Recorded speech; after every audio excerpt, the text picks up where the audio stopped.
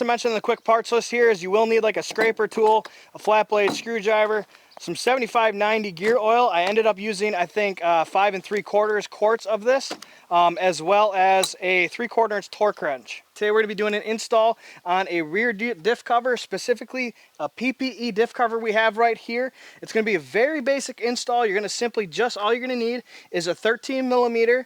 You're going to need a Allen head of a metric 6 and a metric 4. That's because you're going to be installing a stud with the metric 4, regular Allen head bolts with the metric 6, and then a nut onto the stud with a 13mm socket. As well as taking off the rear diff cover is going to be 13mm sockets as well.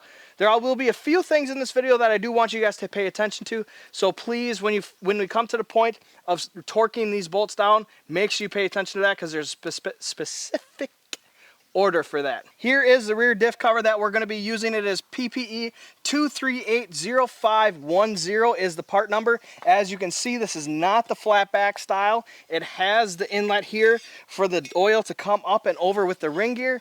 This is outstanding. This is the reason why I went with this cover. Banks makes a style like this cover with fins on the bottoms as well. Go with this because this is a much cheaper option. You still get the aluminum coolant fins, as well as the factory style rear diff contour that you get with the factory covers. Now, I already have all my rear diff oil drained out, but if you need to, there's a plug underneath here. You're going to crack that plug and then you're going to drain it out.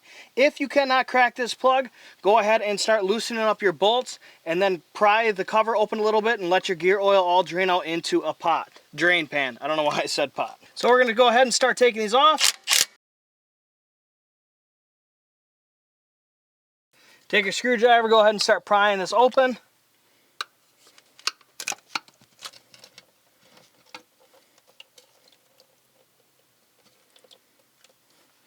As you can see here, I still have gear oil, I guess. Set your old diff cover aside. Now spray down. Take your scraping tool. Spray again. Scrape again. And one last spray.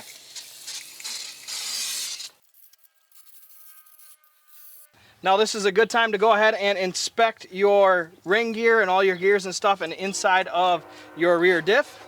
And also take a listen for any metal on metal and grinding while you're doing it. Now this cover not only comes with a fill hole, but it also comes with a drain hole as well.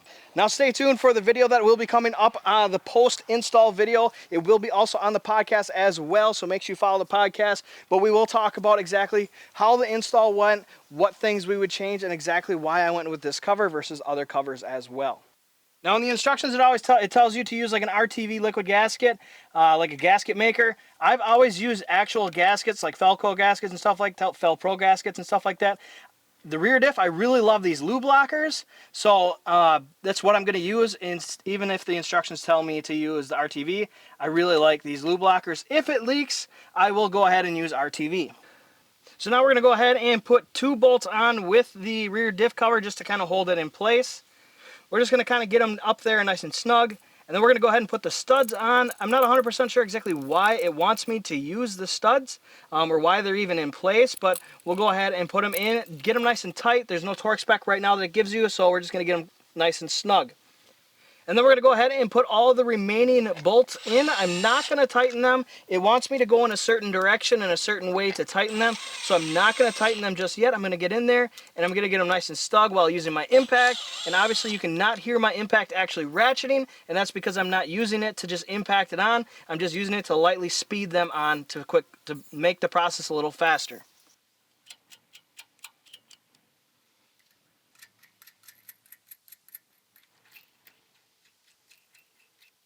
So I actually messed up. If you see here, there wasn't a stud here before. I had it up here. I accidentally put that in the wrong spot, so I had to switch the bolt and the stud here. Just keep that in mind. Now we're going to go ahead and torque these to 25 foot-pounds. The instructions say 20 to 25, so I'm just going to go with 25. And then they do have this in a cross pattern, so I'm going to go ahead and torque these and mark these off as I go.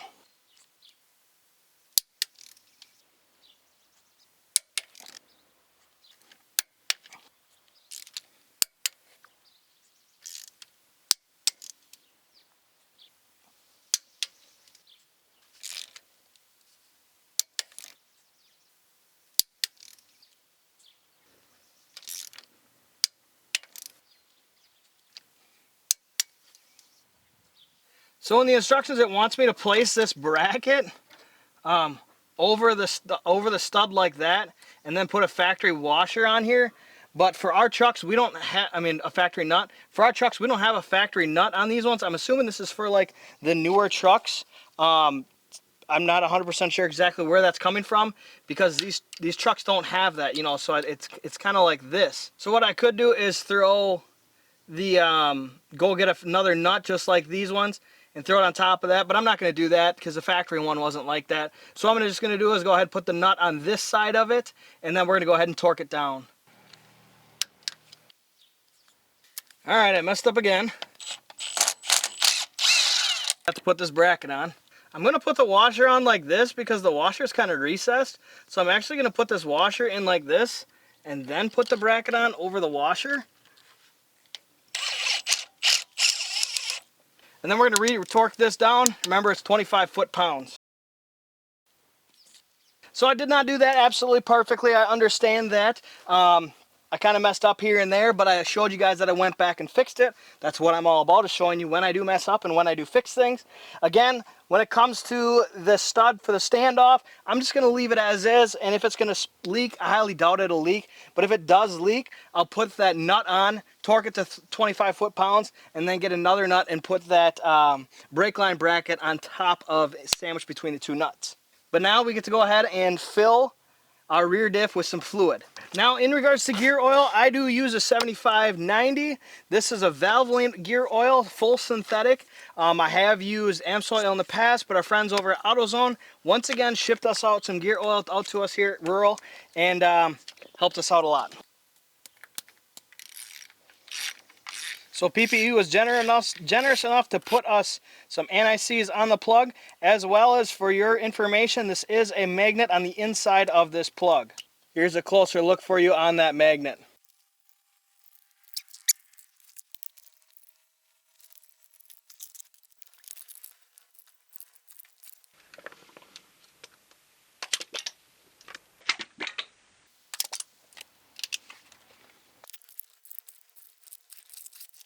Now I've already gone through 5 bags. This is going to be bag number 6, just so you guys know. I did order 7 quarts, so I think I should have enough with 7 quarts. I do want you to know that these easy fill bags are the best things you can get. Honestly, I absolutely love these things. They make it so easy. Like I said, I've already gone through 5 bags, and you get everything out of here. You're not using your hand pump.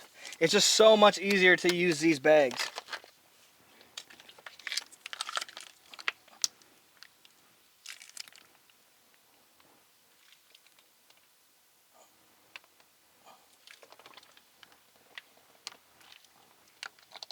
So as you see here, I filled it up and now it's starting to drain out. That's kind of how I do it. You're supposed to fill it up to site level, and you're not supposed to let it drain out so you're not using any waste. But I kind of just let it do its thing almost like this. That way I know I have the right amount in there. I have about this much left of here, so you could say I went through 5 3/4 quarts to fill this rear diff up with. Now we're going to go ahead and reinstall our drain plug here.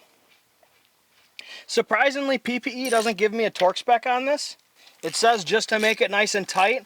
I'm assuming that's because it's cast aluminum, I don't know, and not steel like the factory one. So it just says to get it nice and tight. There is a seal in there, so I'm not too worried about this leaking. So now you got your drain plug in and tightened down, just go ahead and check for leaks. And then after you check for leaks, I'm not going to do it right now in the video for you guys because I don't really need to necessarily show you. Kind of waiting for my rims and tires to get here. Since I've completely drained all the oil out of my rear diff, I'm also going to alternate it. So I'm going to take the jack stands off, and I'm going to lift up one end to get the oil into the axle shafts, and then lift up the other end to get the oil into the other axle shafts, level it back out, and then recheck your fluid level on your gear oil to see if you have to add any. More than likely you'll have to add some, but maybe not a whole lot. So keep that in mind. One thing I forgot to mention in the quick parts list here is you will need like a scraper tool, a flat blade screwdriver, some 7590 gear oil. I ended up using, I think, 5 3/4 quarts of this, as well as a 3/4 inch torque wrench. So if you guys found this video useful at all and helped you guys out, hopefully it did, make sure you hit that like button and that subscribe button. Again, this is specifically just an install only video. If you want to know why I use that rear diff cover, I'll be doing that in the next video for you guys. We'll be explaining that, and it'll also be on the podcast as well. So the product links for the gear oil, the rear diff cover, and the gasket will be in the description below for you guys. Never mind the train, the thing, if you guys are following me for a while, that train is always here when I'm doing videos. So I hope you guys enjoyed it. Have yourselves a great night. Oh, and if I missed anything, please comment below if I missed something or did something that you would do a little bit differently. I'm all for criticism, so criticism helps me improve the channel. We want to grow to 10,000 subscribers by the end of this year, so we got to work really hard. And liking the videos, commenting on the videos, sharing the channel is how we're going to do it. Thank you. Oh yeah, and one last thing, my goodness. Thank you so much to D-Max Store for getting the rear diff cover squared away. As you guys know, they sent out the wrong rear diff cover to me.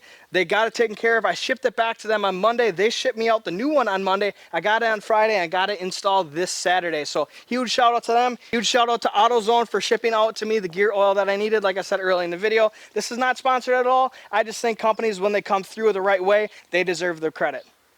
We'll see you later.